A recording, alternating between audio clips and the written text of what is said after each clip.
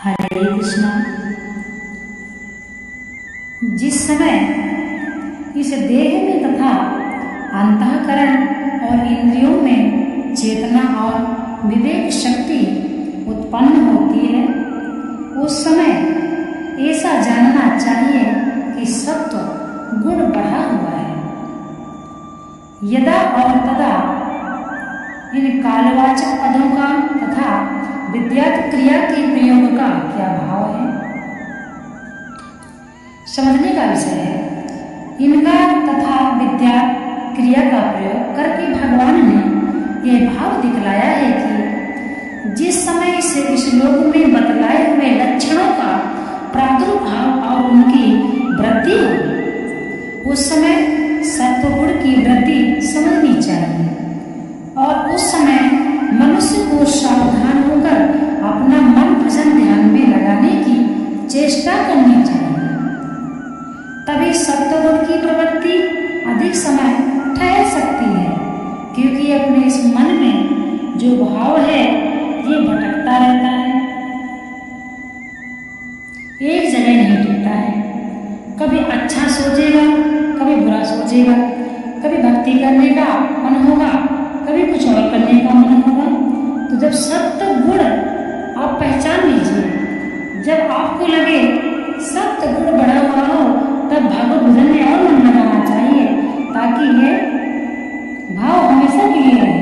अन्यथा उसकी अवहेलना कर देने से शीघ्र ही तमोगुण या रजोगुण उसे दबाकर अपना कार्य आरंभ कर सकते हैं। देह के साथ अस्मिन का प्रयोग करने का क्या अभिप्राय है? अस्मिन पद का प्रयोग करके भगवान ने मनुष्य शरीर की विशेषता का प्रतिपादन किया है। अभिप्राय यह है कि जिस इस लोक में भगवान कहते हैं बतलाए हुए सत्य गुण की वृद्धि का अवसर मनुष्य शरीर में ही मिल सकता है और इसी शरीर में सत्य गुण की सहायता पाकर मनुष्य मुक्ति लाभ कर सकता है। दूसरे योनियों में ऐसा अधिकार नहीं है।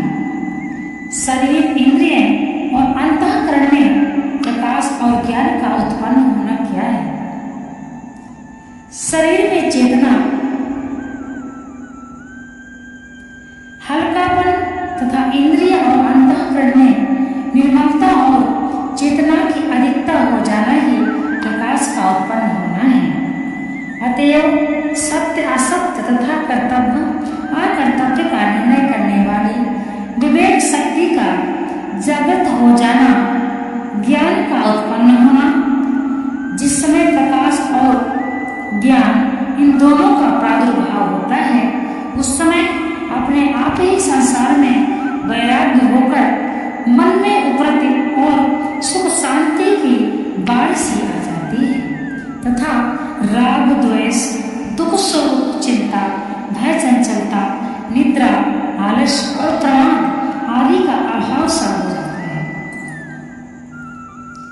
इस प्रकार सत्वगुण की वृद्धि के लक्षणों का वर्णन करके अब रजोगुण की वृद्धि के लक्षण बतलाए जा रहे हैं। बहुत ही समझने का विषय है, हम किस भाव पे चल रहे हैं। हमारे अंदर सत्वगुण चल रहा है या तमोगुण चल रहा है या फिर रजोगुण चल रहा है, हम ये खुद पहचान सकते हैं।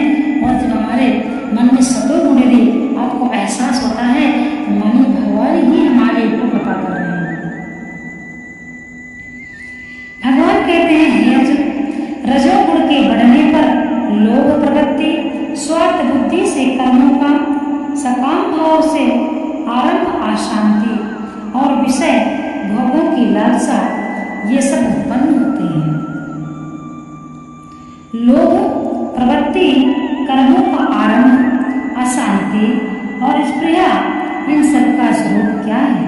और रजोगुण की वृद्धि के समय इनका उत्पन्न होना क्या है? धन की लालसा का नाम लोभ है, जिसके कारण मनुष्य प्रतीक्षा धन की वृद्धि के उपाय सोचता रहता है। धन के व्यय करने का समुचित अवसर प्राप्त होने पर भी उसका त्याग नहीं करता एवं धन उपार्जन के समय कर्तव्य अकर्तव्य का विवेचन छोड़कर दूसरे के अधिकार जमाने की इच्छा या चेष्टा करने लगता है। नाना प्रकार के कर्म करने के लिए मानसिक भावों का जागृत होना प्रवृत्ति है। उन कर्मों को सकाम भाव से करने लगना उनका आरंभ है। मन की चंचलता का नाम अशांति है और किसी भी प्रकार के सांसारिक पदार्थों को अपने लिए आवश्यक मानना स्प्रिय है। रजोगुण के बढ़ जाने पर जब मनुष्य के अंतःकरण में सत्व गुण के कारण प्रकाश, विवेक शक्ति और शांति एवं तमोगुण के कारण निद्रा और आलस आदि दोनों ही प्रकार के भाव दब जाते हैं, तब उसे नाना प्रकार के भोगों की आवश्यकता प्रतीत होने लगती है। उसके अंतःकरण में लोभ बढ़ जाता है, धन संग्रह की विशेष इच्छा उत्पन्न हो जाती है। नाना प्रकार के कर्म करने के लिए मन में नए नए भाव उठने लगते हैं। मन चंचल हो जाता है, फिर उन भावों के अनुसार क्रिया की आरंभ हो जाती है। इस प्रकार रजोगुण की वृद्धि के समय इन लोभ आदि भावों का प्रादुर्भाव होना ही उनका उत्पन्न हो जाना है। जो भरतवंशियों में उत्तम हो उसे भरत, देखिए अब ये दूसरा विषय आ गया है। यहाँ हमने अभी तक आपको बताया सत्वगुण, तमोगुण और रजोगुण। इन गुणों को पहचानना बहुत ही आसान है। जब हमारे मन में सत्वगुण जगता है तब भगवान की पूजा पाठ, अच्छे कर्म करना, ये सब व्यक्ति का मन करता है मैं पूजा करूं, भक्ति करूं, भगवान के नाम का जप करूं। तो आप समझ जाइए कि अभी हमारे मन में सत्वगुण है। इसके पश्चात दिन लोभ बढ़ रहा है, यानी लोभ प्रवृत्ति, कर्मों का आरंभ, अशांति और स्पृहा, इन सबका स्वरूप क्या है? रजोगुण की वृद्धि के समय इनका उत्पन्न होना क्या है? यानी कि धन की लालसा। धन की लालसा का नाम लोभ है, जिसके कारण मनुष्य प्रतीक्षा धन की वृद्धि के उपाय सोचता रहता है। धन के व्यय करने का समुचित अवसर प्राप्त होने पर भी उसका त्याग नहीं करता एवं धन उपार्जन के समय कर्तव्य अकर्तव्य विवेचन छोड़कर दूसरे के तत्व पर भी अधिकार जमाने की इच्छा या चेष्टा करने लगता है। इस प्रकार से आपको सबसे अधिक जो गुण है वह कौन सा है जो सब मनुष्यों को होना चाहिए? सत्वगुण।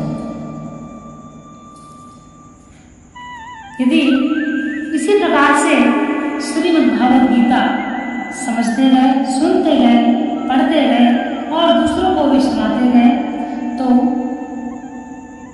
हम अपने जीवन की गति को सुधार सकते हैं। जो व्यक्ति श्रीमद् भागवत गीता पढ़ता है, सुनता है और दूसरों को सुनाता है, वह व्यक्ति सभी के पापों को कम करने की क्षमता रखता है। गंगा के नहाने पर यदि हम गंगा